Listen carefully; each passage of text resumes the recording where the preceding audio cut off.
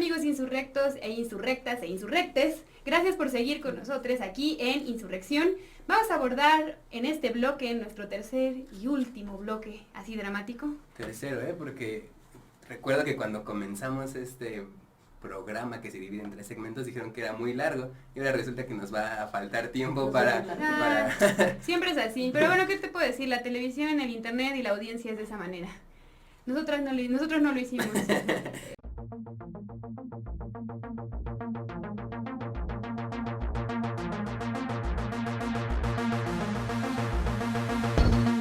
Y vamos a hablar del tema justo, de las redes sociales, del internet, sí, en los movimientos. Lo que mencionabas al principio del programa, en el primer bloque, pues estas reacciones que se dieron en contra de las mujeres que se manifestaron, de las feministas, en redes sociales, algunos movimientos como Marcha contra las Feminazis, convocaban a movimientos para perseguir a mujeres feministas. Entonces, todas estas reacciones se me hacen muy violentas, obviamente.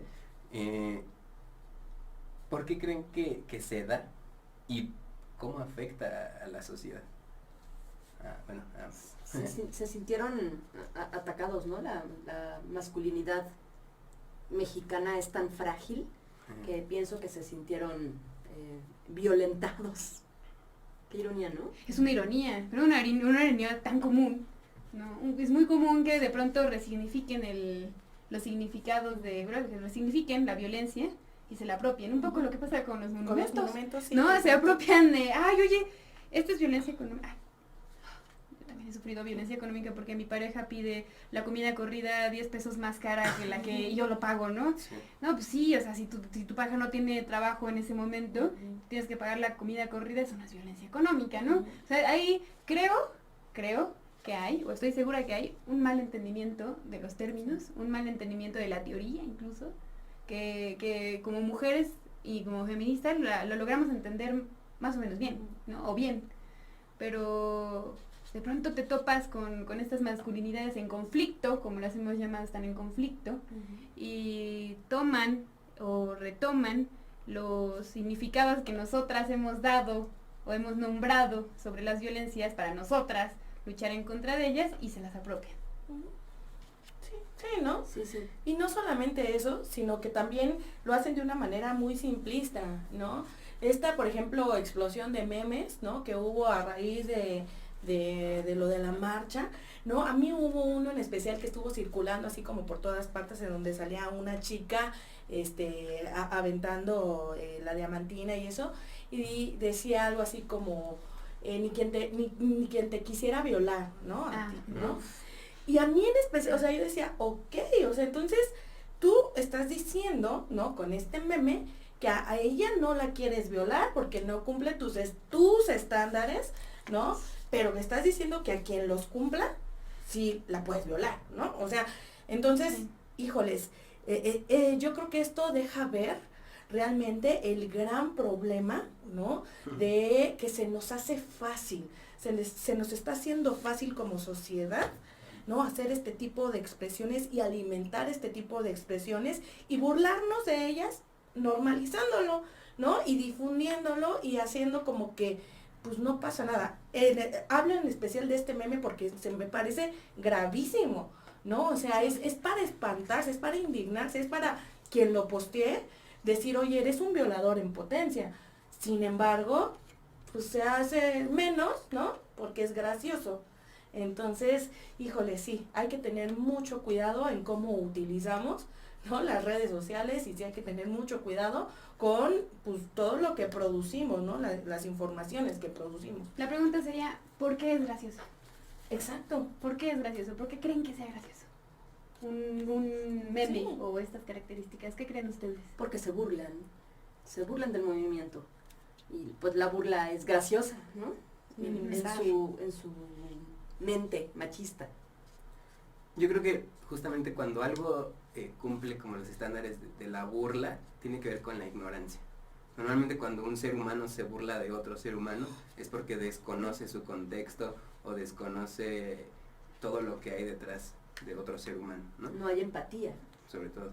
Y entonces, en este punto, pues los seres humanos en este caso de los machos, cumplen con, bueno, vemos claramente el ejemplo, ¿no?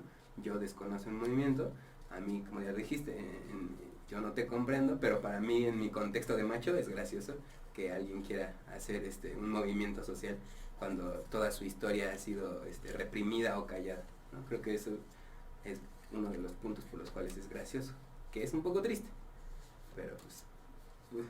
No sé si triste sea la palabra, ¿no? Me parece más bien peligroso. Sí, Sí. Totalmente, ¿no? Es el querer invisibilizar algo que Claro. inconscientemente estoy aceptando de lo que soy parte, ¿no? O sea, utilizó la burla como una máscara a mi culpa, ¿no? Que internamente, porque o sea, el macho de alguna manera sabe que está siendo macho, ¿no? Una persona que está siendo violenta, pues sabes que está siendo violenta. Cuando tú levantas la voz, cuando agredes a alguien, cuando insultas a alguien, sabes que estás, pues, transgrediendo los límites, ¿no? Del respeto. Entonces, utilizo la burla para, de alguna manera, pues, disculparme, ¿no? Y no aceptar mi responsabilidad. Porque además estar atrás de una pantalla le da mucho sí. valor, ¿no? Claro. Sí, Total, sí. ¿cuál es la Sí. palabra? Sí, te atreves a hacer cosas o decirle cosas a alguien que no le dirías en su El cara. anonimato. Claro, Exacto, el anonimato cibernético. claro. Y es bien triste, híjoles, yo en mi experiencia me di cuenta de personas muy cercanas a mí, ¿no? Amigos, familia, que alimentaban esta burla, que compartían este tipo de memes y que yo no no consideraba que fueran partidarios, ¿no? De este tipo de pensamientos. Pero entonces también estamos hablando de que pues esto propició un destape, ¿no? Como se normalizó y todo el mundo le está entrando al tren, pues yo me subo, ¿no? En vez de frenar, ¿no? Y en vez de decir, en vez de hacer una exploración y decir, híjoles, no, mejor no me subo porque esto está bien peligroso, ¿no? Porque es eso, peligroso. Hubo una respuesta, me parece maravillosa, por parte de las feministas, creando una respuesta justo por la burla hacia Jesús Horta, por ejemplo, ¿no? El titular de la Secretaría de Seguridad Pública, que bueno, fue novelesco, o sea, fue una actuación novelesca, esta de el hombre recibiendo la diamantina, Sí. como este gran supuesto peligro. Sí. Es que ni en la novela, pues, o sea, ni en la novela uno se hubiera querido esa escena, Sí. y de pronto llegan todos los policías y hacen una barricada para protegerlo de diamantina. El arma mortal. El arma la mortal, diamantina. la diamantina. Así es. En internet también, o sea, aparte de todos estos movimientos que ahorita hay que retomarlos, hubo este movimiento maravilloso de todos los textos que se dieron. Si uno se fija las grandes crónicas que hubo, como la de María Ruiz en pie de página, ¿no? Como las que sacaron en El País también, o en otros medios de comunicación, no todos, ¿no? Unas desastrosas, pero estas grandes crónicas que hubo con perspectiva de género, con una gran visión, casi todas tenían el eje de la diamantina, ¿no? La diamantina no es nueva. O sea, la diamantina es una cosa que se ha utilizado en otros movimientos de mujeres a lo largo del mundo, pero fue maravilloso cómo se volvió... Sí, un ícono, ¿no? Un ícono, y también respondimos con la broma. Claro. Sí, y mira, y no solamente con la diamantina, ¿no? O sea, con el graffiti. A mí me encanta, o sea, te digo, por eso me encanta que la gente, pues por fin, es bien o mal, esté hablando de esto, ¿no? Y Sí. esté el tema sobre la mesa y se esté creando, pues, una conciencia. Porque, por ejemplo, el graffiti lo encontramos, o sea, desde la época prehispánica, ¿no? Estábamos hablando fuera del aire que hay grafitis, por ejemplo, en área maya, ¿no? Y que están expuestos en el Museo de Antropología, ¿no? El grafiti lo encontramos, Sí. o sea, y todavía, o sea, por ejemplo, en los murales de Pompeya, en Grecia, en Roma, aquí en México, o sea, les digo, desde época prehispánica, hoy que fui a la ENA, a la Nacional de Antropología e Historia, se presentó un libro, ¿no? Del grafiti novohispano, o sea, de la época colonial, ¿no? Entonces, no es, el grafiti, la pinta, la insurrección, no es algo ¿no? O sea, nuevo y que, o sea, que las mujeres violentas y horribles se inventaron para romper con el sistema. O sea, no, tampoco, o sea, por eso Restauradoras con Glitter insiste en no satanizar este tipo de aproximaciones al patrimonio, ¿no? Porque, o sea, hemos sido claras, no está bien intervenir o destruir de esta manera los inmuebles, pero se puede resarcir, el daño se puede resarcir. Lo que es verdaderamente importante y lo que hay que atender es el motivo, son los motivos de estas pintas, ¿no? Entonces, creo que tanto los medios como el Estado prefirieron voltearse, ¿no? O sea, literalmente voltear su cara hacia las pintas, hacia la destrucción, por ejemplo, del pasaje de Insurgentes, ¿no? Del Metrobús, porque justo en el momento en que se estaban destruyendo o bueno, rompiendo los vidrios, justo en ese momento había una serie de personas, de mujeres, que estaban tratando de concientizar, contando su historia, haciendo pública su violentación, ¿no? Y haciéndolo público, y nadie, ningún medio, las tomó en cuenta, ¿no? O sea, prefirieron literal voltear la cara, ¿no? Para desvirtuar obviamente el movimiento y otra vez hacer, o sea, cambio de página ya. O sea, yo lo comparo, por ejemplo, con lo que se hizo en el movimiento del 68, ¿no? Matanza de estudiantes y al otro día literalmente con manguera, ¿no? La sangre, los cuerpos, va para afuera, aquí no pasó nada. Es lo mismo que se está haciendo ahorita, ¿no? O sea, sí hay una protesta, sí hay violencia, pero ¿sabes qué? Tapa el ángel para que no se vea tan feo. Porque no son formas. ¿No? Porque no son formas. Como restauradora, ¿es cierto que es malo tomar y destruir monumentos en nuestra época? Es cierto que es malo tomar y destruir monumentos. En esta época. No creo que sea malo, nos estamos apropiando de ellos para poder ser vistas. No creo que sea malo, vaya, no se trata de que aprobemos la destrucción del monumento, pero aprobamos el grito de las mujeres, de ser salvadas, ¿no? De detener la violencia. Eso es lo que estamos respaldando. ¿Por qué no aprobarían la destrucción del monumento, les pregunto? Mira, los monumentos, como ya vimos, o sea, son importantes en el juego de difusión, de apropiación de una nacionalidad, ¿no? De identidad, ¿no? O sea, en especial el Ángel de la Independencia está fungiendo como un símbolo de México, ¿no? O sea, tanto para los mismos mexicanos como para el extranjero. O sea, aquí hay otra pregunta. ¿Por qué si nos duele mucho que pintaran el Ángel de la Independencia y no nos duele que pinten el de Colón, que está a unas cuadras, ¿no? Y que lleva años pintado, orinado y demás, ¿no? O sea, ¿por qué unos símbolos sí nos duelen y otros los hacemos, ¿no? ¿Qué vale más, no? O sea, esta es otra pregunta que yo le hago a mis alumnos. ¿Qué vale más? ¿El Ángel de la Independencia o un cachito de una vasija maya? ¿Qué vale más? Para la ley valen exactamente igual, porque la ley protege, o sea, el Ángel de la Independencia y protege el tiestito, ¿no? El pedacito de vasija maya por igual, que entonces es lo que le da el valor social.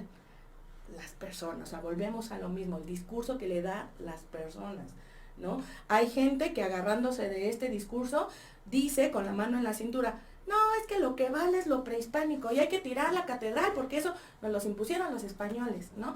Es que ya hay que tirar, ¿no? O sea, Palacio Nacional porque es un monumento, ¿no? O es un edificio que se hizo sobre, en la época virreinal, ¿no? En donde todavía, México no era México, ¿no? Entonces, ¿qué sí vale, qué no vale? ¿Qué es más importante? ¿Qué monumento es más importante que el otro?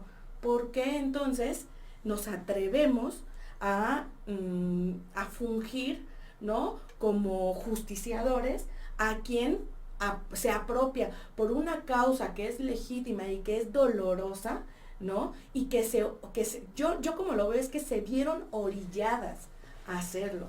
¿Por qué? Porque volvemos a lo que platicábamos en el primer bloque. Se intentó de todo y nada funcionó. Solamente la violencia, solamente el ir y hacer una pinta, el intervenir directamente, un ícono, ¿no? Fue lo que funcionó para que hasta el día de hoy estemos hablando de esto. hablando de esto, así es. ¿No? Entonces, ¿es bueno, es malo? Híjoles, y hay que determinar qué significa bueno y qué significa malo, ¿no? Entonces, porque además pertenece a su historicidad, ¿no? Sí, claro. A la historia del monumento. Ahora ese graffiti pertenece a la historia del monumento. Uh-huh. Sí, porque eso es lo que hay que documentar. Sí, porque hay grafitis que tenemos en el Museo de Antropología, porque fueron hechos hace 2000 años, y entonces, o sea, bajo esa premisa, lo que se hace hoy no importa, ¿no? No importa porque es un registro de algo en la historia, sí, ¿no? Sí, es Exacto. Por eso que queremos nosotras, o sea, como colectivo, hacer un registro, una memoria histórica. La intención de Restauradoras con Glitter es hacer un registro minucioso, ¿no? Por tanto académico, metodológico, artístico, en fin, de todas las expresiones posibles, desde la sociedad civil, para la sociedad civil. No queremos que el Estado le dé carpetazo al asunto, porque, o sea, lavar una pared, restaurar una pared, es pues, relativamente fácil, o sea, se quita, el grafiti se quita. Hay manera de hacerlo. ¿No? Pero entonces es borrar esta parte de la historia. Nosotros hay que entender que lo que nosotros estamos viviendo es historia, y el movimiento que se hizo y las pintas que se hicieron es parte de esa historia y tiene que estar documentada, y tiene que estar documentada por la sociedad civil. ¿Por qué? Porque el Estado ha sido el encargado de decirnos qué información sí, qué no, qué aparece en los libros y qué no, qué voy a enseñar en las escuelas y qué no, y qué voy a enseñar y cómo, ¿no? Y es estas expresiones que parten de la sociedad civil, pues creemos justo que deben de ser entonces revaloradas por la sociedad civil y canalizarlas, o sea, para que sean públicas, para que de esto se pueda aprender. No queremos hacer una apología de la violencia, no queremos hacer una oda a la destrucción o a los grafitis, no, de eso no se trata de hacer una memoria colectiva que nos permita entender el problema, asumirlo, aceptarlo y entonces cambiar para bien, ¿no? Uno no puede cambiar si no acepta que tiene un problema. Y creo que en el aspecto de la violencia con la mujer todavía estamos en eso, no estamos aceptando que nos están violentando, que nos están matando, que nos están violando, y por eso entonces nos negamos a hacer cambios, porque no lo hemos aceptado. En esta parte creo que como que es lo bueno ahora sí y lo interesante de cuando empiezas a crear tus propios monumentos, empiezas a crear tus propias formas de expresión. Consideran que al movimiento actual, aunque ya se creó, ¿no?, este antimonumento enfrente de Bellas Artes, pero consideran que hace falta más monumentos, que hace falta que se hagan más exposiciones, que se le dé más valorización a esta parte feminista. Consideran que hace falta que se creen todos estos espacios. Sí, totalmente. Yo creo que esa es una de las cuestiones básicas para poder generar cambios. Okay. Y lo que platicábamos, ¿no? Así, por medio del cómic, por medio del arte, sí. Podemos hacer unas cosas maravillosas y generar esa unión, ¿no? Y la sororidad. Okay.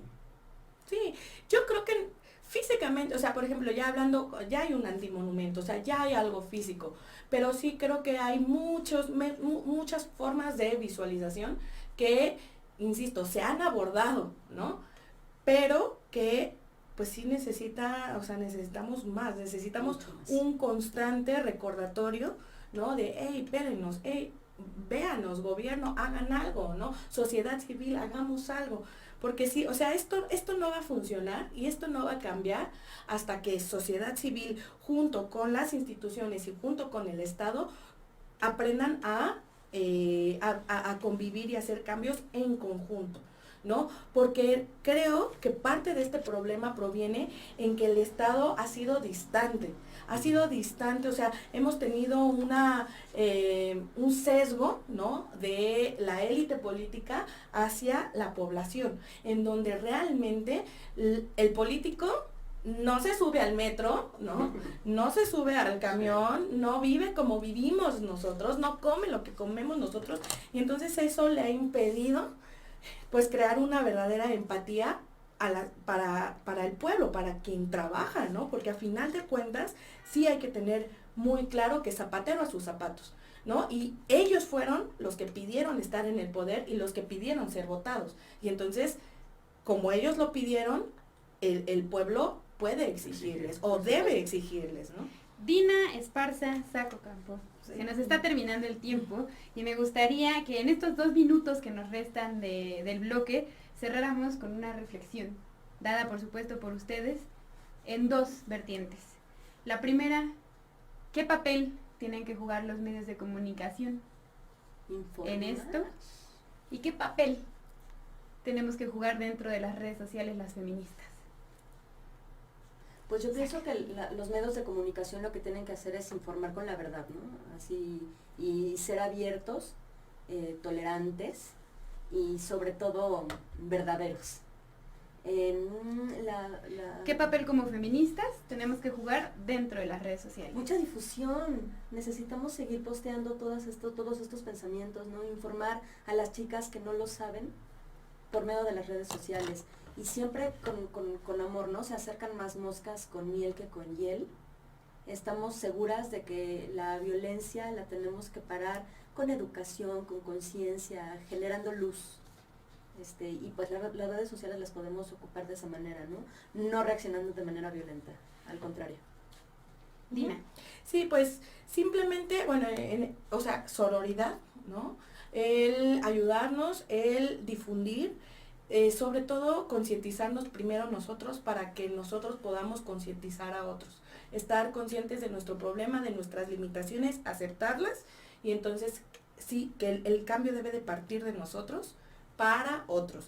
Y en cuanto a la primera pregunta, que era ¿Qué tienen que hacer los medios de comunicación? ¿Qué tienen que hacer los medios de comunicación? Pues ser objetivos, ¿no? Entiendo que la objetividad, híjoles, es tan subjetiva, ¿no? Sí, la objetividad es subjetiva, ¿no? Entiendo que vaya. Sí, es un concepto tan manoseado que, híjoles. Pero sí, ¿no? O sea, no es lo mismo decir, no salgas porque está lloviendo y está lloviendo muy fuerte, a decir, probablemente esté lloviendo, ve y ve tú, ¿no? A ver si realmente está. O sea, creo que hay una serie de desinformación. Creo que los periodistas no están saliendo a buscar las noticias, sino le están copiando al otro lo que dice que hay, ¿no?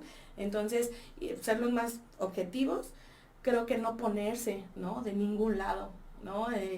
No avalar o denostar o incluso aplaudir ciertos discursos, ¿no? Que vengan, pues, de las clases dominantes, ¿no?